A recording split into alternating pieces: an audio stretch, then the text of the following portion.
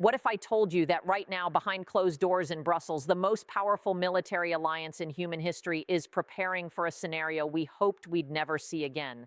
They are not talking about exercises. They are not talking about diplomacy. They are running war games. They are simulating cascading failures.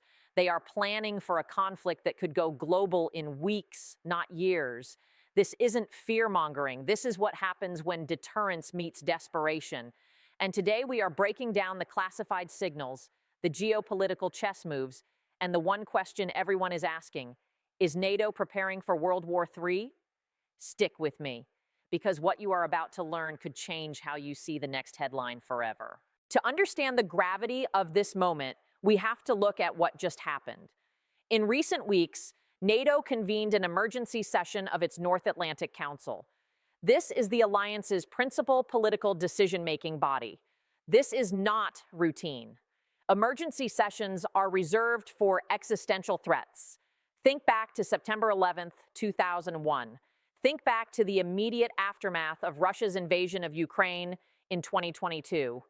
These are the moments when the phone lines between Washington, London, Paris, and Berlin light up simultaneously. So what triggered this specific meeting? It wasn't just one event.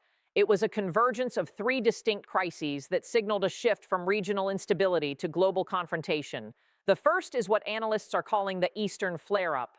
Russia is not just fighting in Ukraine anymore. It is actively testing NATO's resolve along the entire eastern flank.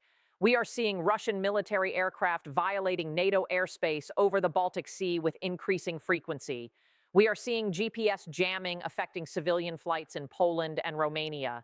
We are seeing cyber attacks on critical infrastructure in member states that go far beyond simple hacking and move into the realm of digital sabotage. Each one of these incidents is a probe. It is a way for adversaries to measure our response time, our unity, and our will to fight. The second crisis is southern instability. The Middle East is boiling again, and it is not just a regional issue. Iranian proxies are targeting United States assets. Shipping lanes in the Red Sea are under constant threat from drone and missile attacks. Here is the NATO connection that many people miss. Turkey is a critical member of the alliance, and it is walking a razor's edge between East and West. If the conflict in the Middle East spreads, Article 5, the all-for-one clause, could be invoked in ways no one predicted. It could drag NATO into a conflict that starts thousands of miles away from Brussels. The third crisis is the global chessboard. China is not sitting this out. Its no-limits partnership with Russia, its military buildup in the Arctic, and its advanced cyber capabilities all factor into NATO's new strategic concept. For the first time in its history, NATO officially identifies China as a systemic challenge. That is diplomatic language for, we are watching you and we are preparing for you. This emergency meeting wasn't about one fire. It was about connecting the dots before the whole map ignites. To understand the gravity of these discussions, we need to talk about Article 5. It is the heart of NATO. It is the promise that an attack on one is an attack on all. It has been invoked only once in history, after the 9/11 terrorist attacks. But here is what most people do not realize. Article 5 is not automatic. It requires unanimous agreement from all member states. That is 32 different capitals. That is 32 different political pressures. That is 32 different red lines. In the current geopolitical climate, achieving unanimity is harder than ever. What happens if one member state hesitates? What happens if a country is dependent on energy from an adversary and refuses to vote for sanctions or military intervention? These are the questions being debated in those emergency rooms. The leaked agendas suggest three key items are being prioritized. First, the pre-positioning of forces. This means moving troops, equipment, and supplies closer to potential hotspots before a crisis erupts. Think about more United States brigades in Poland, French rapid response units in Romania, and British naval assets in the North Atlantic. This is not about invasion. It is about presence. It is about making sure that if a conflict starts, the reinforcements are already there. Second, integrated air and missile defense. NATO is creating a seamless shield from the Arctic to the Mediterranean. This isn't just about shooting down missiles. It is about sharing radar data, command structures, and decision-making in real time. If a hypersonic missile is launched from the east, the system needs to detect it, track it, and neutralize it within minutes. That requires a level of technological integration that has never been attempted before. Third, the strategy of deterrence by denial. The goal is to make aggression so costly that no adversary would dare attempt it.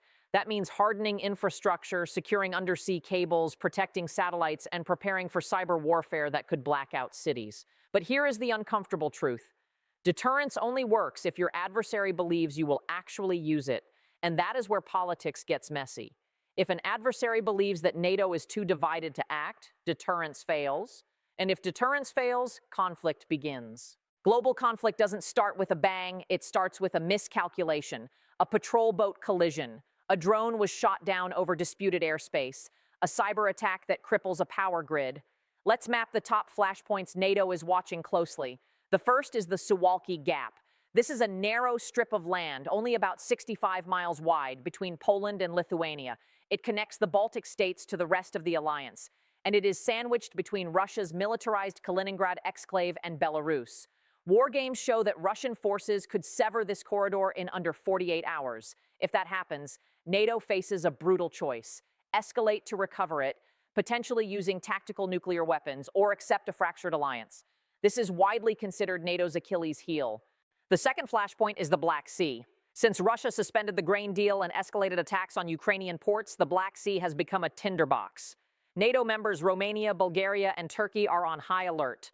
A single incident, such as a missile straying into Romanian airspace or a clash between Russian and NATO naval vessels, could trigger a chain reaction. The Black Sea is not just about Ukraine, it is about global food security and energy transport. Disruption here ripples across the entire world economy. The third flashpoint is the Arctic. As ice melts, new shipping lanes and resource reserves open up. Russia has reopened Soviet-era military bases across the Arctic Circle. China declares itself a near-Arctic state. NATO has responded with its largest Arctic exercises in decades. But here is the risk. In a region with limited communication and extreme conditions, a minor incident could spiral before diplomats even pick up the phone. Submarines operating under the ice, drones monitoring radar stations, and fighters scrambling in freezing conditions create a high-risk environment for accidental conflict. The common thread across all these flashpoints is that each scenario tests NATO's core principle: collective defense. And each one is being simulated in those emergency meetings right now. But all this strategy, all these war games, they mean nothing without one thing: readiness. And that is not just about weapons. It is about people. It is about logistics.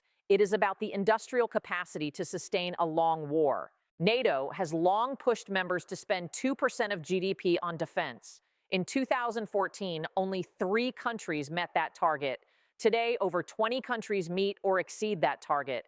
That is billions flowing into new tanks, fighter jets, cyber units, and ammunition stockpiles. But money takes time to translate into capability. A brand new F-35 squadron isn't combat ready overnight. It takes years to train pilots, maintain engines, and integrate software. Furthermore, the type of war NATO is preparing for is different from the wars of the last 20 years. For 2 decades, NATO focused on counterterrorism and insurgency operations in places like Afghanistan. Now, the focus has shifted back to high-intensity conflict between major powers. That requires different equipment, different training, and different mindsets. There is also the issue of unity. NATO's greatest strength is also its greatest vulnerability: consensus. What if one member blocks a critical decision? What if domestic politics in a key country shift overnight? We have seen it before with debates over Ukraine aid and tensions over energy dependence. In a crisis, hours matter. Politics moves in days. If a decision needs to be made in minutes to prevent a missile launch, the bureaucratic structure of NATO might be too slow. This is why there is talk of delegating more authority to regional commanders, but that comes with its own risks of unauthorized escalation. Then there is the public will.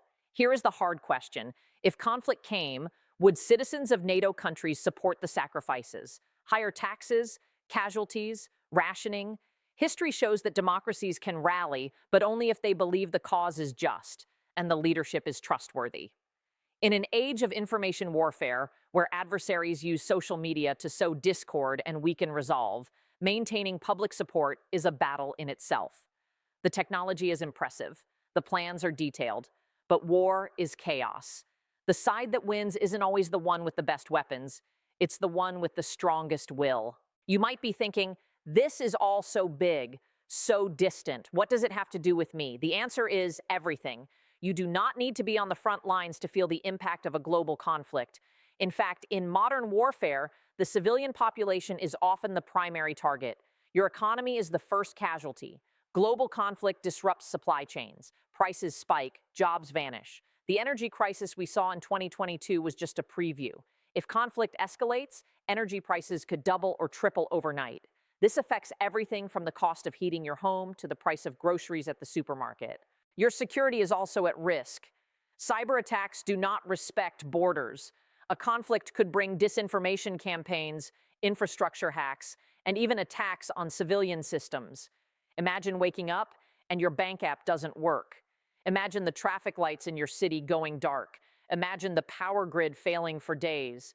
These are not science fiction scenarios. They are capabilities that exist right now. In a high-intensity conflict, the digital front line is everywhere, including your living room. Your future is also on the line. The decisions made in those Brussels meeting rooms today will shape the world your children inherit. If diplomacy fails and conflict erupts, the geopolitical map could be redrawn. Alliances could shift. Nations could collapse. The rules-based order that has kept the peace for generations could be replaced by a law of the jungle. But here is the empowering part. Awareness is power. You cannot control what happens in Brussels or Moscow or Beijing, but you can control how you prepare. Stay informed, support credible journalism, understand the difference between analysis and alarmism. There are many voices out there trying to scare you for clicks. There are also voices trying to hide the truth to prevent panic. Your job is to find the balance. Understand the risks without succumbing to the fear.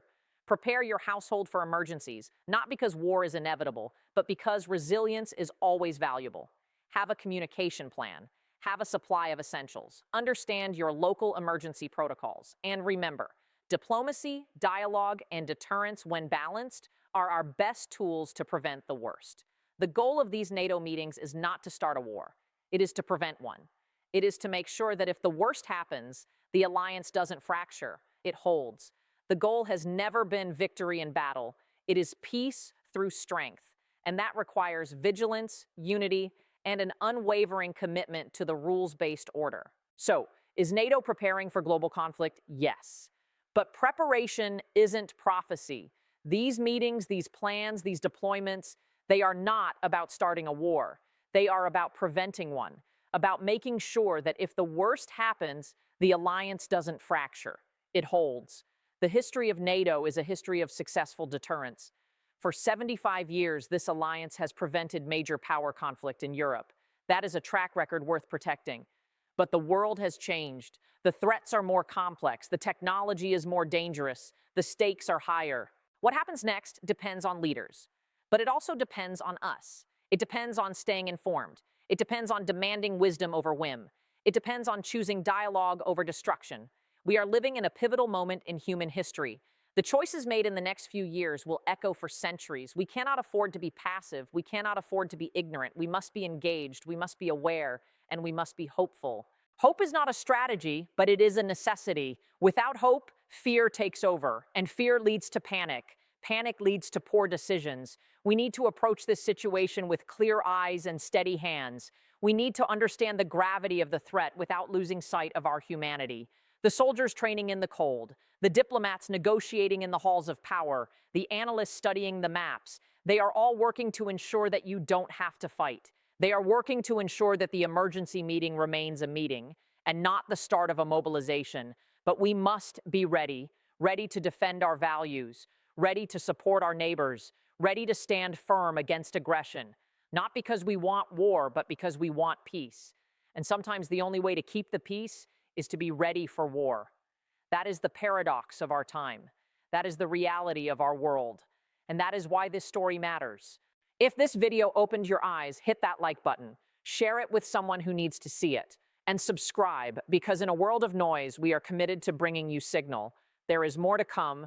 We will be tracking these developments closely. We will be analyzing the data. We will be asking the hard questions, because you deserve to know what is happening. You deserve to understand the forces shaping your life. Stay sharp, stay informed, and never stop believing that a better path is possible. The future is not written yet. It is being written right now by the actions we take and the voices we raise. Let's make sure it is a future worth living in. Thank you for watching.